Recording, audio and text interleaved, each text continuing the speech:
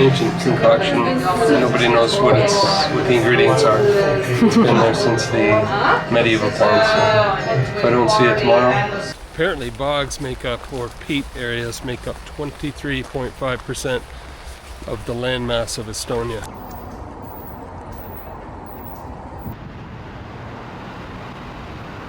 In June of 2025, we shipped a Ross Monster overland truck from Baltimore to Antwerp.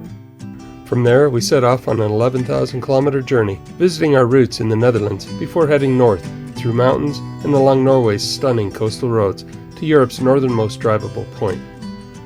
From there, we turned south through Sweden, Finland, and the Baltics, into Poland, the Czech Republic, and across Austria to Switzerland, and finally up to my sister's place near Frankfurt, Germany.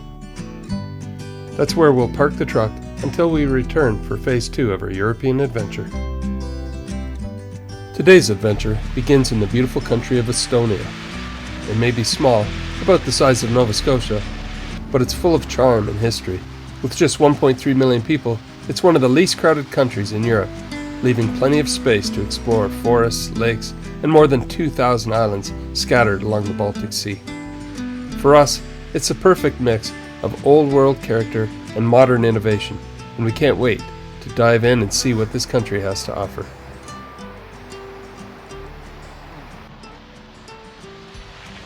Windy, but a beautiful day.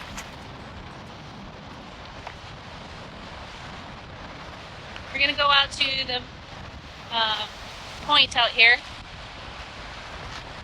There's birds everywhere, and there's still like wildflowers all the way out here.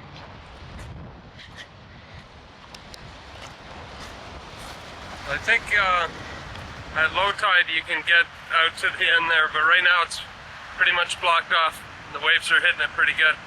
So we'll try a bit later today. Estonia is a young nation with an old soul. For decades, it lived under communism and Soviet rule, trapped in a system that crushed freedom. Most people don't think of singing when they think of revolution, but song became the weapon of choice during the singing revolution. Between 1987 and 1991, hundreds of thousands of Estonians gathered to sing forbidden patriotic songs and speak out for independence, risking everything.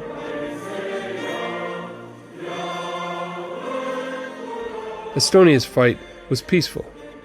Their voices became shields, and freedom was won without a single life lost.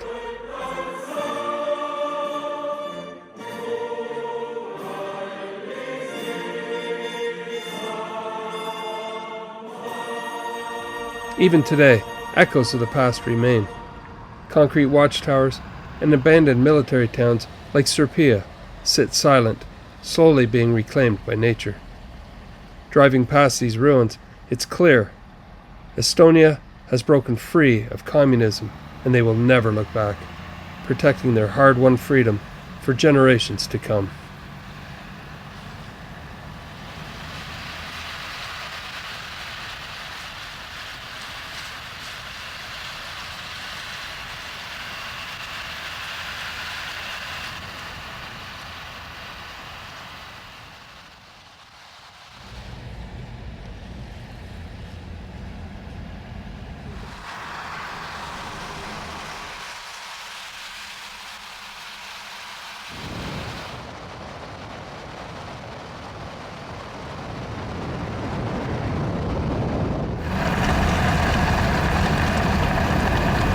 We just stopped at what's called the Viru Bog, and it's a nature walk a couple kilometers long. That's what this area is famous for, these huge bogs with bird and other wildlife. So it is a little bit stormy. I mean, it hasn't stormed yet, but you can see the clouds behind me and we're hearing thunder. But I think we'll be alright. We'll take raincoats with us and head out on the trail. Before we go though, Carol's just in the back making something to eat for lunch, and then we'll hit the trail. Grilled cheese, tomato soup, yum. Can't go wrong.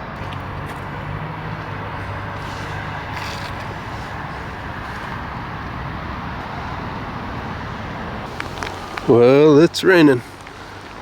Hopefully it won't last too long and we can get out and do the hike. The rain isn't getting any lighter, that's for sure. It's still coming down pretty hard. I don't think we have umbrellas, but we'll see how it goes.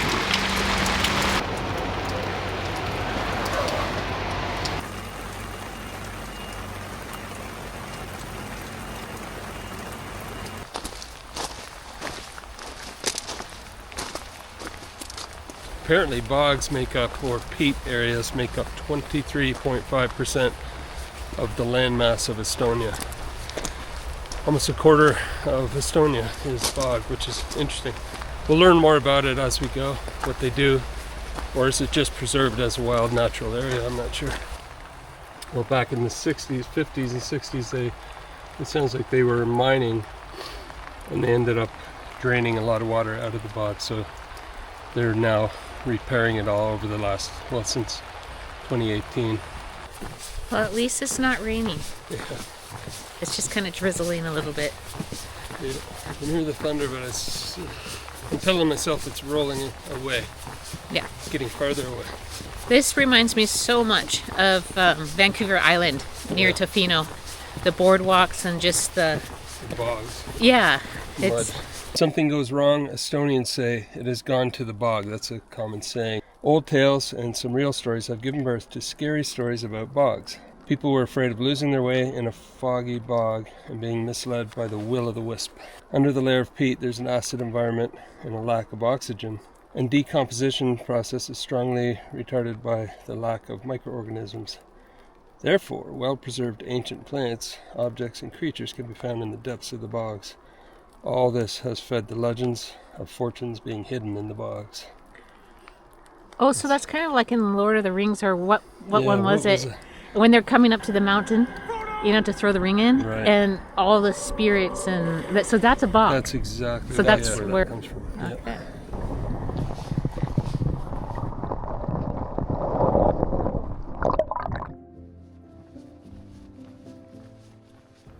We're out here on the boardwalk in the Viru Bog, and the rain is making the place feel even wilder.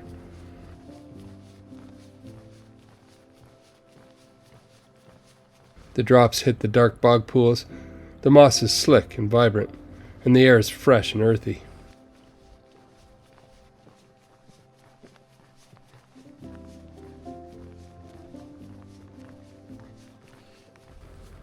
The bog has been forming for over 10,000 years, since the last ice age. And walking through it like this, you really feel its raw, untamed nature.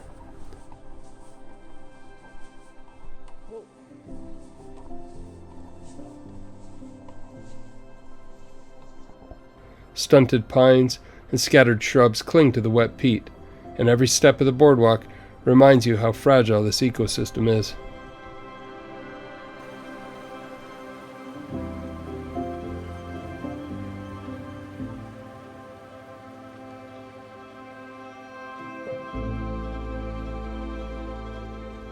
Even in the rain, the Viru Bog is thrilling to explore. You get a sense of why Estonians consider bogs mysterious and special, harsh, resilient, and alive.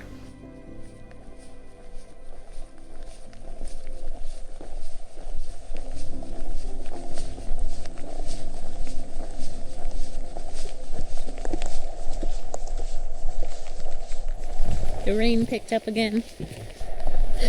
The rain in Spain falls mainly in the plain. Did you get wet? Not sure. No, No, that's good. good quality. So, I was obsessed with finding a good rain jacket because the worst is when they're not waterproof. And I didn't get wet anywhere. And mine is a Sika, and his is a Fjallraven, and it's actually worth spending the money on. Yeah. Because the last couple of years I cheaped out on it, and Pete would always be like, why? And then I'd be soaked because it's more of a windproof, like A windbreaker, Yeah. water resistant versus waterproof. Right. So, yeah, you're right. It's better to spend a bit more, get a really good rain jacket. And what do they say in Scandinavia? There's no such thing as bad weather, just poor clothing choices. Right.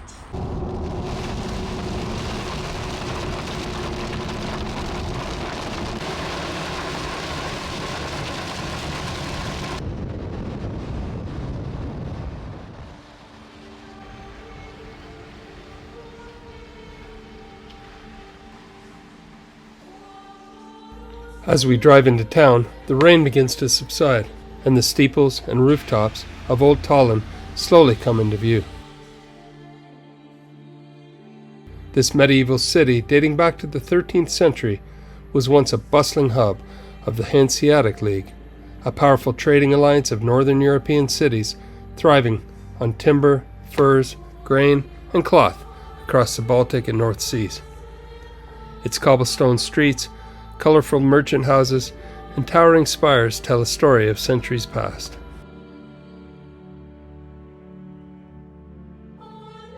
The town hall, built in the 1400s, still presides over the central square, a reminder of Tallinn's rich history of self-governance. Rising above the city are its historic churches: St. Olaf's Church with its soaring Gothic spire, St. Nicholas Church with its medieval art, the Russian Orthodox Alexander Nevsky Cathedral with its onion domes, St. Mary's Cathedral reflecting centuries of Lutheran tradition, and the Gothic Holy Ghost Church, quiet and historic. We were craving a good steak, so we parked the truck and headed to a local steakhouse.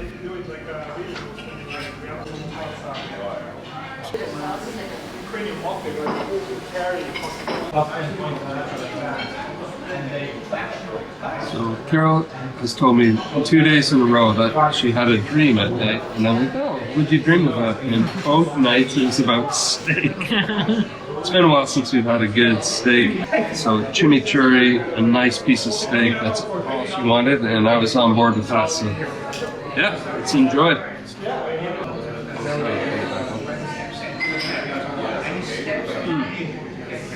Man, that was good.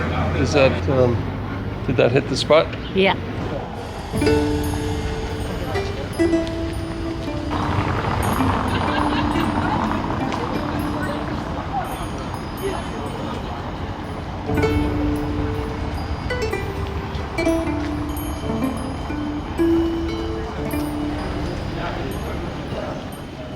As we walk the streets of Old Tallinn, the city reveals its character in the small details. Stone archways open into quiet courtyards, where ivy climbs century-old walls, and narrow lanes are lined with colorful merchant houses that have stood here for hundreds of years.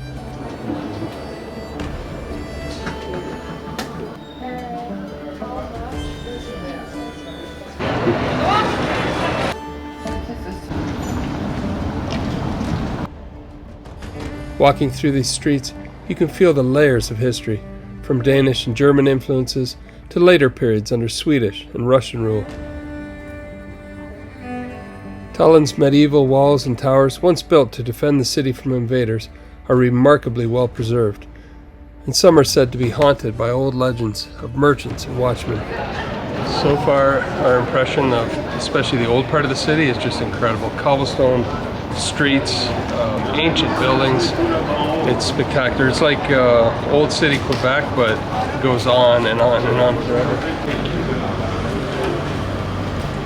Daniel-sized cookies, as big as your hand.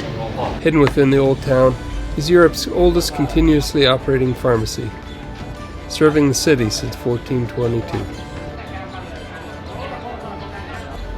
Today, Old Tallinn combines its storied past with a lively present.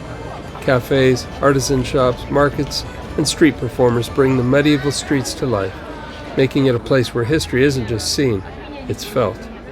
Every turn seems to uncover a new story, a reminder that in Old Tallinn, history isn't just preserved, it's lived.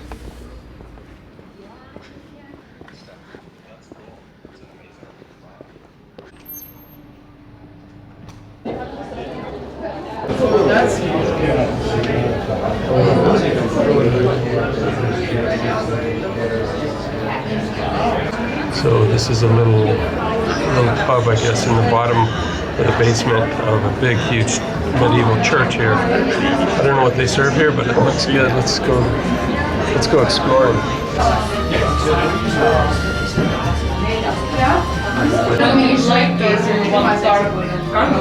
Ancient concoction. Nobody knows what the ingredients are. It's been there since the medieval times. So if I don't see it tomorrow, we gotta be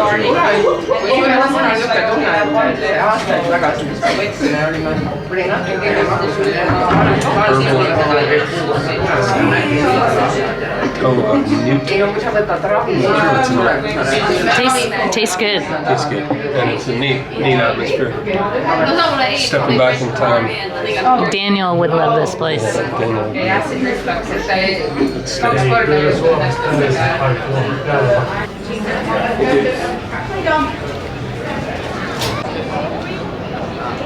This is the perfect soup size for Matt and the boys. This is huge. Can you imagine? That'd be great up at the island. Yeah.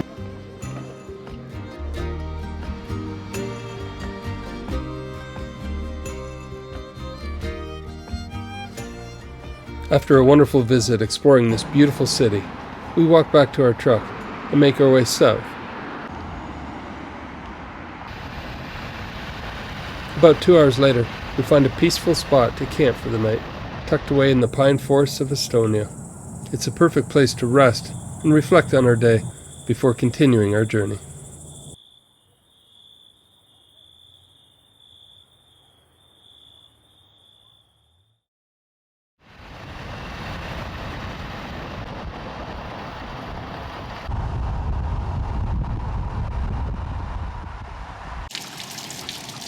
Oh wow, that was fast. Yeah, we just filled up. We were completely empty and it only took a few minutes, so this is a really fast, good water hose here. If you want to fill up your motorhome or a camper like this, you need to have your own hose in almost every country you've been to. Some of them will have this setup on them, so I guess a lot of Europeans just click into that. They have the setup, but we don't. So you just unthread it, thread your own hose on there, fill up, and then put it back. I wonder if it's in these units for the winter time. Yeah, I bet you it is.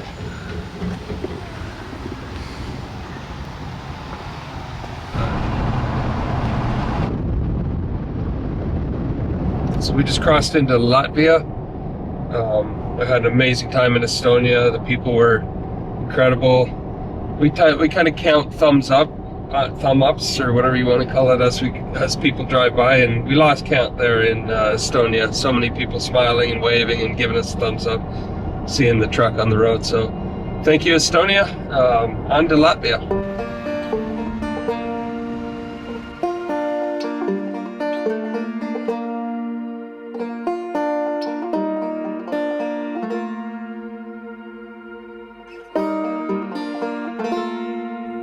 Our journey in Latvia begins just outside the capital city of Riga.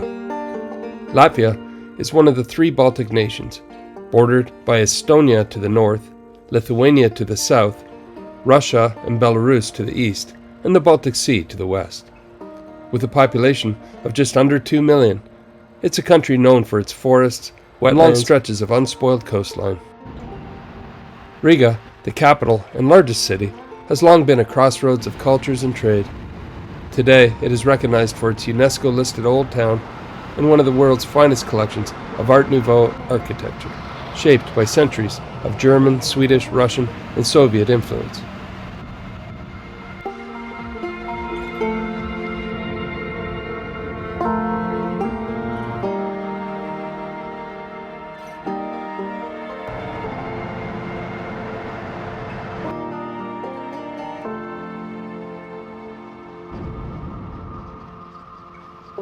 From our quiet camp on the outskirts of the city, we're well placed to begin exploring Latvia's heritage and discover the stories woven into its landscapes and historic sites.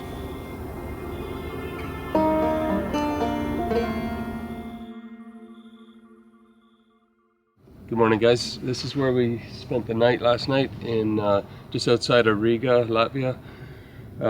We had gone up the road, but it was all like people were lined up on the side because there's a lake down there. It was a hot day yesterday and they're all swimming. So we just backed into the forest here, and that's one thing we've noticed in Latvia and Estonia, lots and lots of forest, pine forest, sandy ground, really nice for camping. So We didn't know if we could camp here, but we asked a passerby. A couple of people stopped to say hi, look at the truck and so on, and they all said, yeah, you can camp here. Even though there was nobody else here, no other vans, nothing. We were all alone, but it was a quiet, wonderful night. So we've decided, instead of going back into the city, the big busy city, we have to go through it, and then we're going up to a place which has a bunch of old medieval castles and ruins from the castles and things like that. So we're going to spend a bit of time there and then start working our way south. So come with us.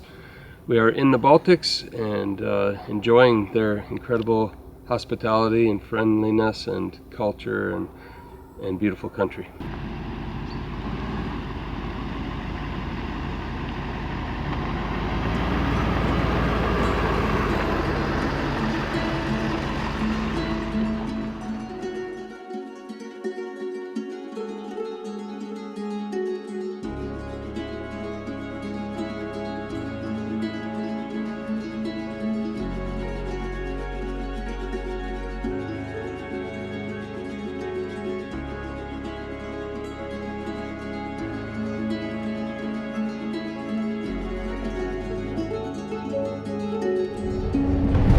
They've got a section here that is, it looks like ancient cobblestone, and it's very rough. And it goes right over a bridge, which is interesting. But yeah, we're just taking our time through the city this morning.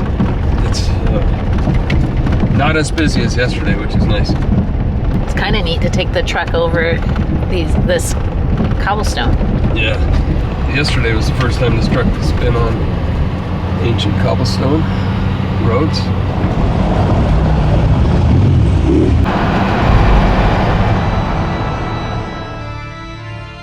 There is so much history here in Latvia and so much to see, so we have to be selective. Even though Old Riga is one of the main attractions for most visitors, today we're changing it up and we're heading northeast to Sigulda to explore some lesser known pieces of Latvian history in the beautiful Gauja Valley.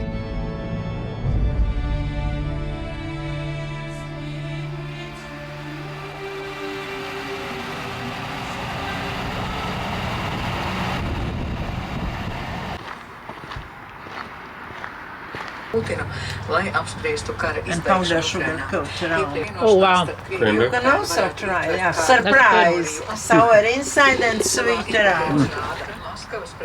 Fresh berry and many C vitamins in the berry. Yeah, grown locally? Yeah, local, yes, grown here and made here. Wow. So this is called Gutman's Cave. We haven't been there yet, but they say you'll see carvings of names all through it. Some dating as far back as the 1600s. And so craftsmen would set up shop just outside of here. People would come down here to tour the cave, and they would, for a fee, carve their name into the wall. Now it's of course illegal to do that, but let's go take a look. I mean, these names have been up there for hundreds of years. Here in Gauja Valley, tucked into the sandstone cliffs, is Gutman's Cave, the largest cave in the Baltics, standing nearly 10 meters high, 12 meters wide, and stretching almost 19 meters deep. It was carved over thousands of years by an underground spring that still flows through today.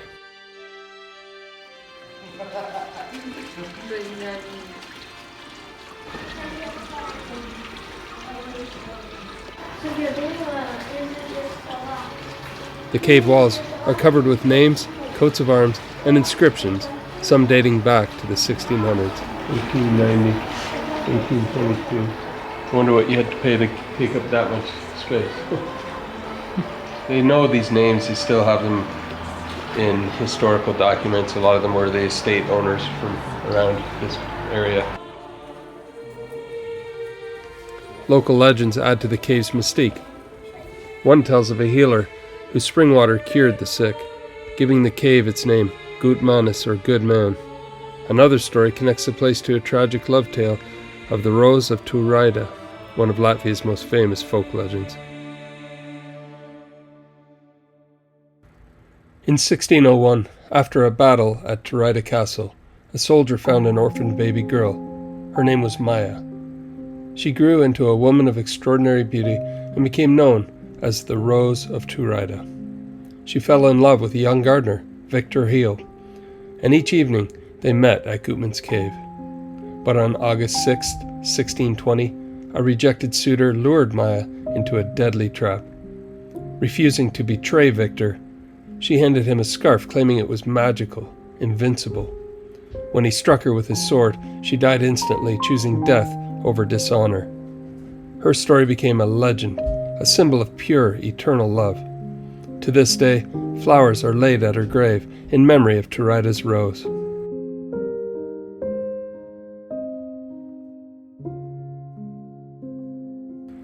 Walking inside Gutman's cave, you can feel both the history and the quiet power of nature that shaped this place. It's cool seeing all the old names and trying to imagine people way back in the day coming here, getting that done by craftsmen. Along the bottom, a lot of the names were destroyed, and people right up until, I think until the 80s or even the 90s, before they made it a park and made it illegal to carve your name in the wall. People were carving their names in more recently down at the bottom. But the higher up you go, the older they get.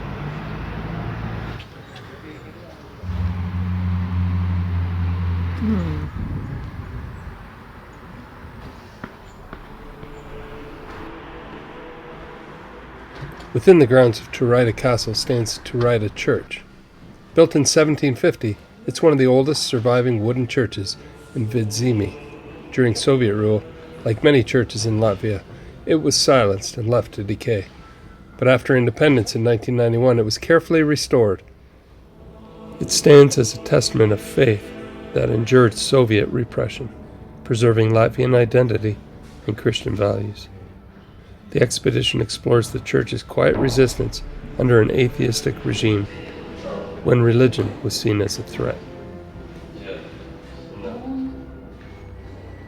Just steps away are the ruins of Turaida Castle. First built in 1214 by the Livonian brothers of the sword. Its towers and walls still watch over the Gauja Valley, a reminder of the fortress that once defended this land. This fort was built back in 1214 by a German military order that was, their job was to fortify this area, secure it for Germany, I guess, and also bring Christianity to the locals.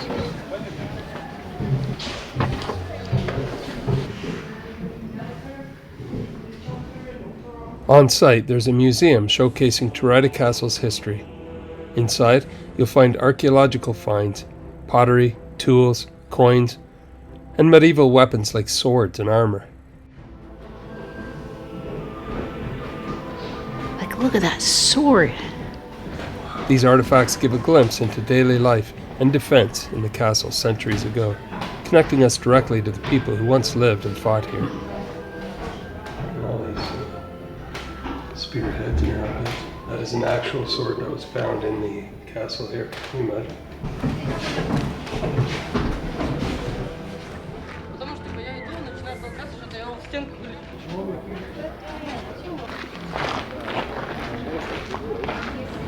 The main tower of Turaida Castle was built in the 13th century as a defensive stronghold.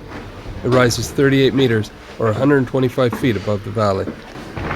Its walls are nearly 4 meters thick, about 12 feet on the most vulnerable side, and the base measures 13 meters or 44 feet across, with an interior space of just 22 feet. This really goes up. Originally, the only entrance was on the third floor, 9.5 meters, or 31 feet off the ground, reached by a wooden stair. Inside, 5 floors, connected by narrow stairs, led to the top, where guards could watch the Gauja Valley.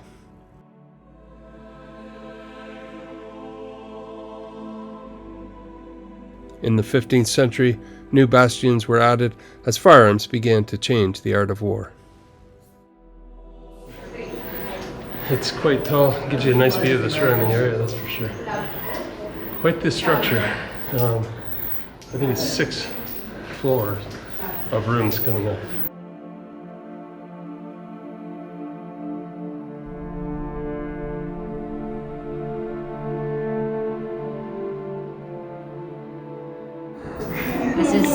incredible to be at. I wish the boys were here because they would just be eating this up, all the history and just touching and feeling, reading. It's amazing. Like so many people have walked up and down this, and it's, you know, dented in. Back in the day with swords and spears, you'd feel safe, you know? Yeah.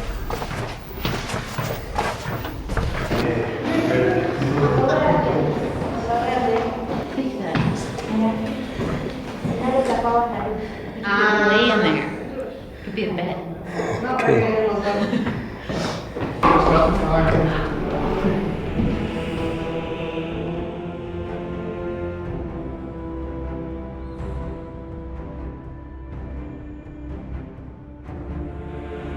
As we follow the remnants of Turaida Castle's outer walls, the foundation stones tell their story.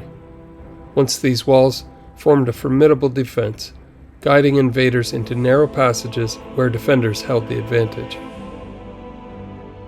Time has worn them down, yet their layout still shows the castle's careful design, thick stone bases, angled walls, and traces of towers that once guarded every approach.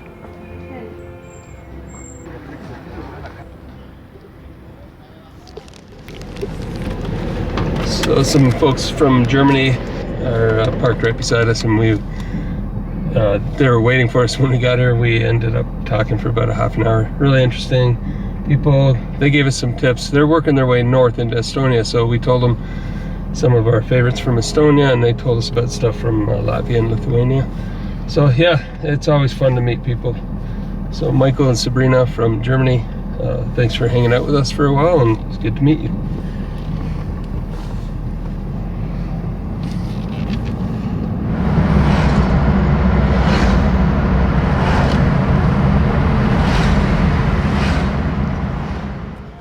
Why don't we do 1 and 1?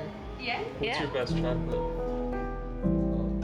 After a wonderful day of exploring, we head into the nearby town of Sigulda for a coffee break. The cafes here mix cozy local charm with modern style, perfect for reflecting on the history we've seen and soaking in the calm Baltic vibe. Cheers. Cheers.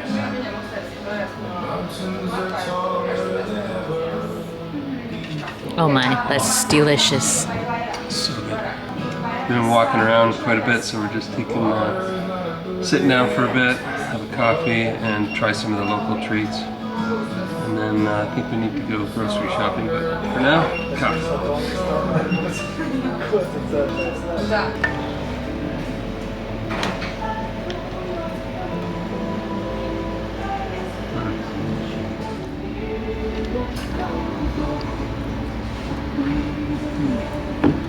I love a good coffee.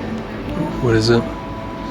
It's an ice flat white, and then this is the Dubai chocolate that is so trendy right now. So I feel like I'm trendy. I have no idea what this is, but it is so good. As we've been traveling through Europe this summer, we've relied on Saeli to stay connected everywhere, without the outrageous roaming fees. We just downloaded the app, installed the eSIM once, and we were ready to go. You can choose a single country or regional plan. We chose a regional plan for all of Europe, and it worked perfectly in all the countries we visited, including right here in Latvia, all on the same plan. The daily benefits are huge. Skip airport SIM lines, avoid scams, and protect your privacy with built-in web protection. Saeli's ad blocker even saves you up to 28% of your data, giving you more to use where it matters most. Saeli keeps you connected in over 200 destinations worldwide. Travel confidently, stay online, and enjoy your adventures without worry. Download the Saeli app today at saeli.com/epictrip and use the code EPICTRIP for 15% off. That's Saeli, connection made simple. So we've been winding through the countryside of Latvia here.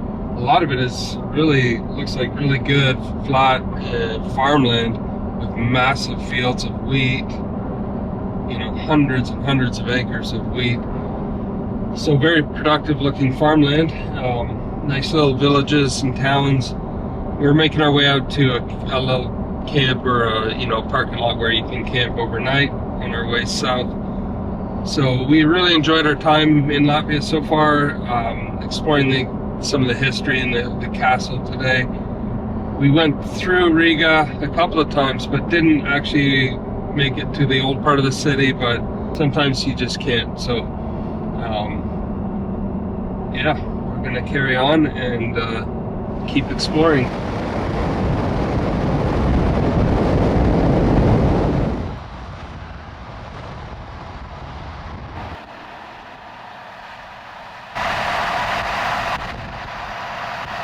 Just grabbing groceries here in Latvia and then heading south towards the Lithuanian border.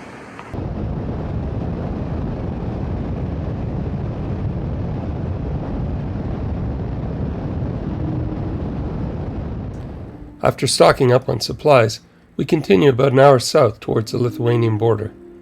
Using the Park for Night app, we find a quiet logging road tucked in the forest, the perfect place to spend the night. As we pull in, towering trees surround us. The smell of pine fills the air, and leaves gently rustle in the breeze.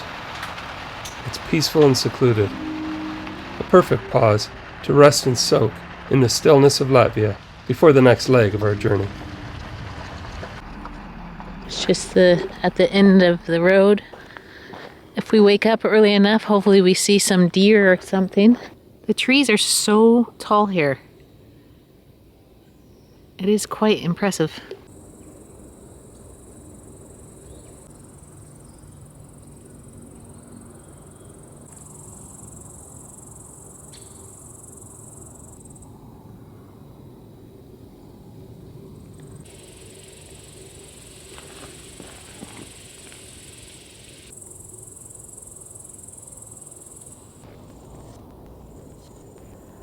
So I love coming into camp and it's all set up. There's not much to do and everything just stays in its place, which is nice. Go on a walk with Pete and then probably call the kids. We're about 7 hours difference time, like with our time zone here. So it's funny. Yeah, we can talk to them twice. Like when they wake up, we'll talk for a short time because they're normally pretty busy and getting their day started. And that's when we're kind of winding down, or we're probably driving a couple hours to a camp like we did today. And then the weirdest thing ever is like they go to bed, you know, young adults, they stay up so late.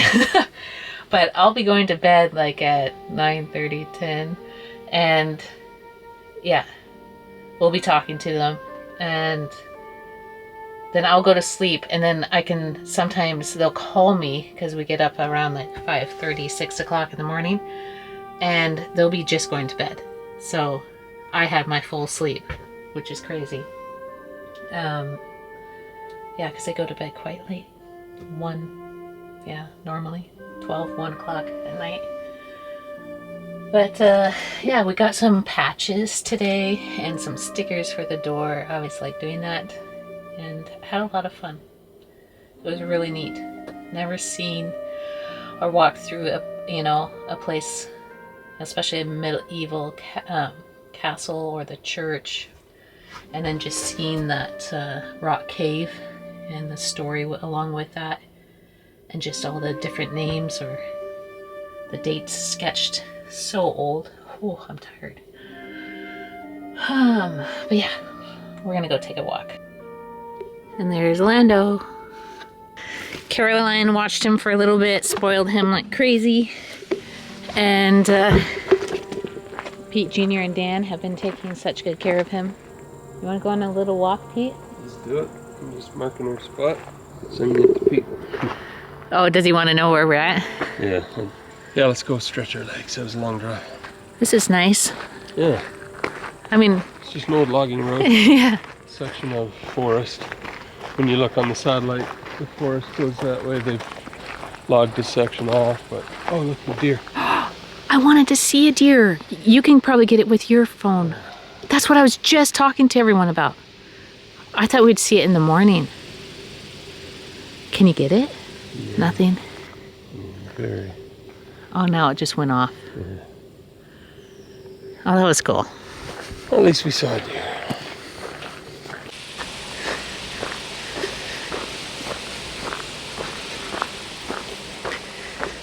Pete turned around a little ways into our walk because there's the most amazing sunset. I don't think this camera can't pick it up, and we need to get up and over the trees to show you. You can kind of see through there. Just beautiful. With, I think there's a wheat field right behind us. Gorgeous. It's nice when you've been kind of like in the city for the past 3 days to come out somewhere kind of quiet like this. Hear the trees. And summer, August just goes way too fast. Sad. You can already see colors changing. The smell of the harvest. Oh, when we were driving down the road, the smell of the wheat was just something about it. I just love it. Definitely soaking it in. I'm not ready for winter yet, but fall. Oh, fall is probably my favorite time of year. So magical. Cool evenings, still warm days, and all the colors. The harvests are all in. Yeah, it's nice.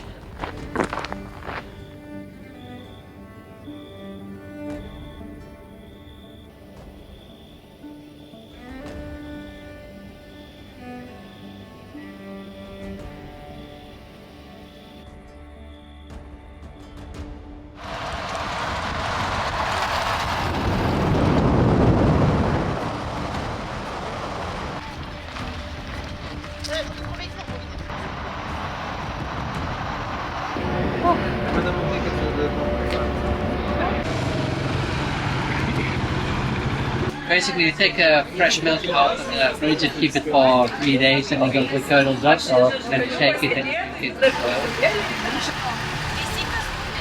it. Thanks so much for your help. We might be back. You never know. I'm gonna try again. Oh, it worked. Bye, guys. Thank you.